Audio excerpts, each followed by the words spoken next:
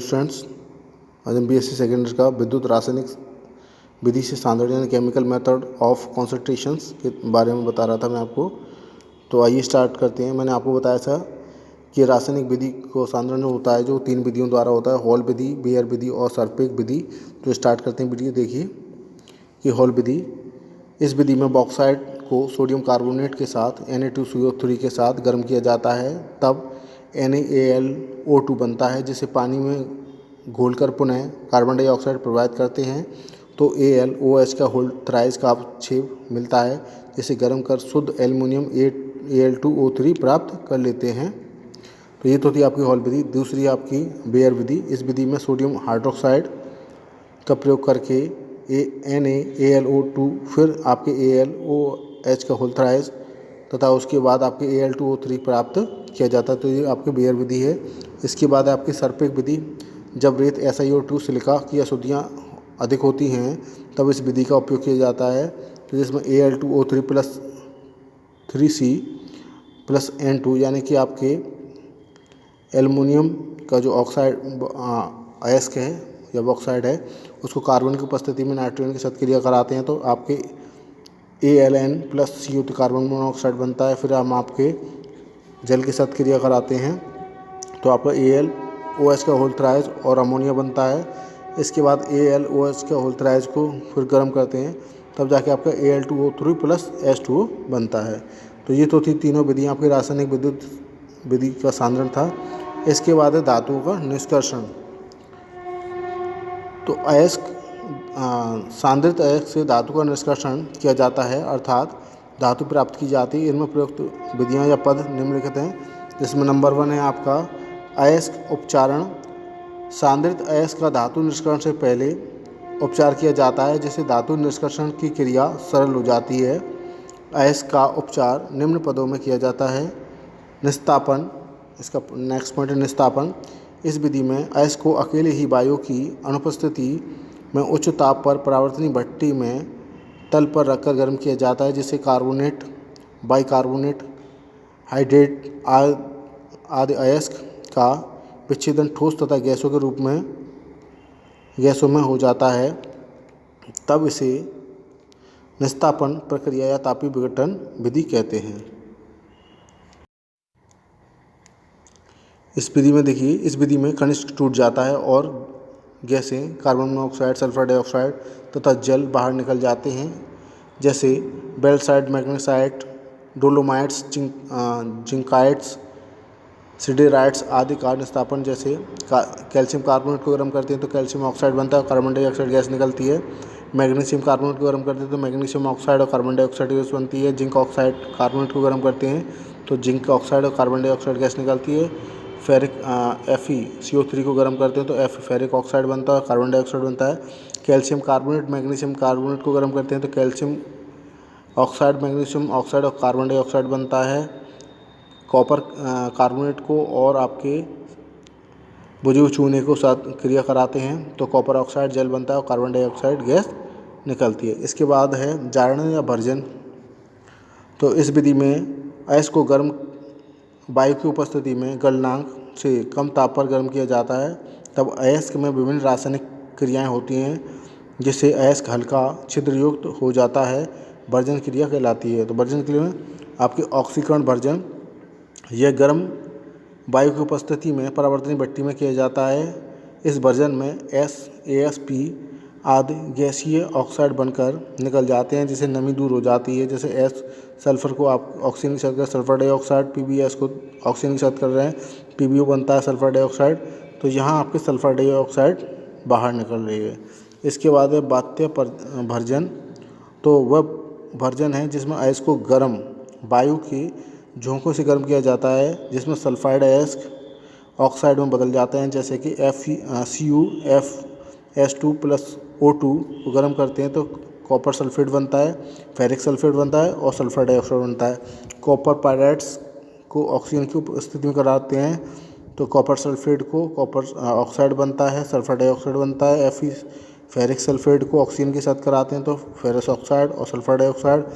PbS galena को क्रिया कराते हैं तो PbO बनता है और सल्फर डाइऑक्साइड बनता है। इसके बाद नेक्स्ट टॉपिक है क्लोरीडाइजनिंग वर्जन। तो इसमें देखिए, यह वह प्रक्रिया है जिसमें अयस्क को वायु की उपस्थिति में सोडियम क्लोराइड के साथ गर्म किया जाता है, फलतः धातु का क्लोराइड प्राप्त होता है। जैसे सिल्वर ऑक्साइड इस विधि द्वारा सिल्वर क्लोराइड में बदल जाता है, तो Ag2S+2NaCl क्रिया कराते हैं तो आपके सिल्वर क्लोराइड बनता है और सोडियम सल्फेट बनता है। नेक्स्ट पॉइंट है आपकी सल्फेटिंग वर्जन। यह अयस्क के आंशिक ऑक्साइड की विधि है। इस विधि में सीमित वायु की उपस्थिति में सल्फाइड अयस्क ऑक्साइड में परिवर्तित न होकर सल्फेट में परिवर्तित हो जाते हैं। जैसे जिंक सल्फेट ऑक्सीजन की उपस्थिति में क्रिया आते हैं तो जिंक सल्फेट बनता है। PbS की आपकी क्रिया कराते हैं ऑक्सीजन की उपस्थिति में तो आपके PbSO4 बनता है। इसके बाद है आपके गालक।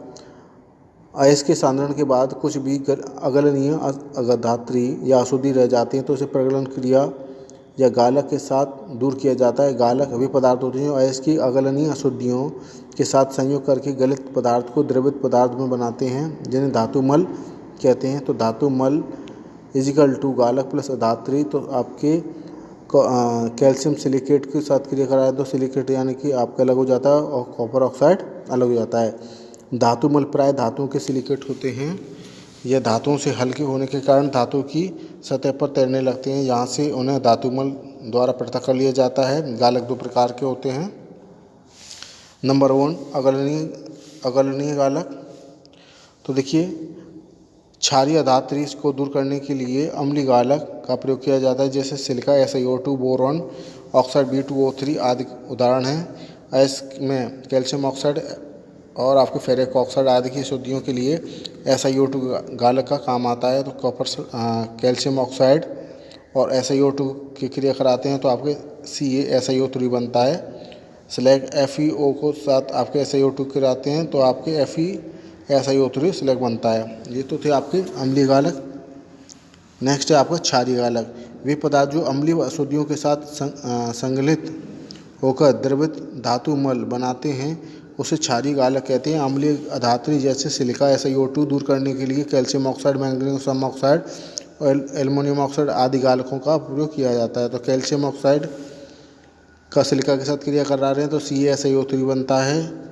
इसके बाद एक ही पदार्थ अधात्री और गालक की तरह कार्य करता है, जैसे आपका CaO कैल्शियम ऑक्साइड सिलिका दोनों ही प्रकार से कार्य कर सकते हैं।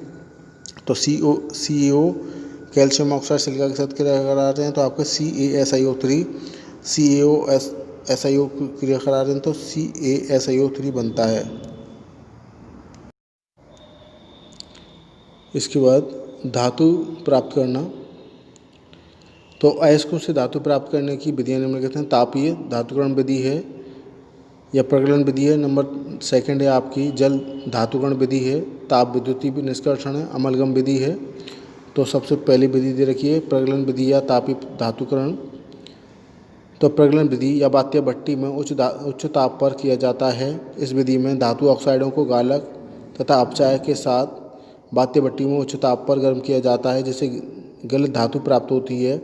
इसके ऊपर धातुमल तैरता रहता है और गैस द्वारा बाहर निकल जाती हैं। धातुमल के द्वारा निकाल लिया जाता है। धातु द्वारा प्रगलित धातु एकत्रित कर ली जाती है। धातुमल या धातुकरण के लिए विभिन्न अवकारकों का प्रयोग किया जाता है जो अयस्क की प्रवृत्ति पर निर्भर करता है। Carbon, hydrogen, aluminium, magnesium, carbon monoxide, Fe, sodium, potassium आदि का उपयोग अवकारक के रूप में होता है। प्रगलन विधि में मुख्य रूप से अवकारक कार्बन होता है। अयस्क से धातु प्राप्त करने की विभिन्न अपचायक विधियां हैं, जिसमें नंबर 1 दे रखा है आपका कार्बन अपचयन विधि।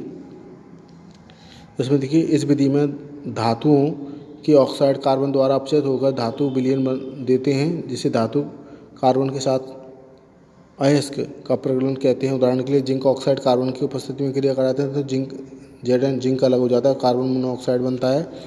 फेरिक ऑक्साइड के साथ कार्बन के साथ क्रिया कराते हैं तो फेरिक Fe अलग हो जाता है, कार्बन मोनोऑक्साइड बनता है। जिंक सल्फेट से जिंक की इसी विधि से कराते हैं तो जिंक सल्फेट को ऑक्सीजन की उपस्थिति में क्रिया कराते हैं तो जिंक ऑक्साइड बनता है और सल्फर डाइऑक्साइड बनता है। जिंक ऑक्साइड की कार्बन के साथ क्रिया कराते हैं तो जिंक अलग हो जाता है, कार्बन मोनोऑक्साइड अलग हो जाता है।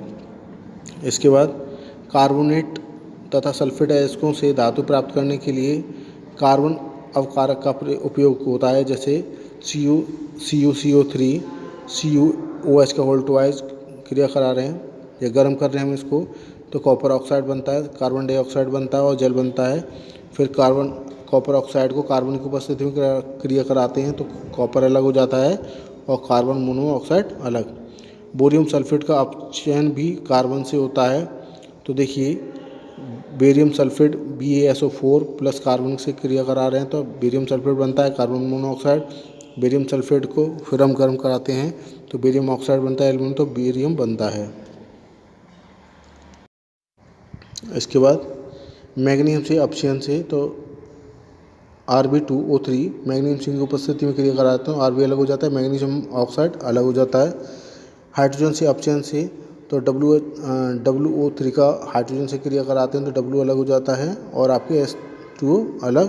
कार्बन मोनोऑक्साइड से अपचयन कराते हैं, कार्बन कॉपर ऑक्साइड और कार्बन मोनोऑक्साइड से क्रिया कराते हैं तो कॉपर अलग हो जाता है और कार्बन डाइऑक्साइड अलग हो जाता है।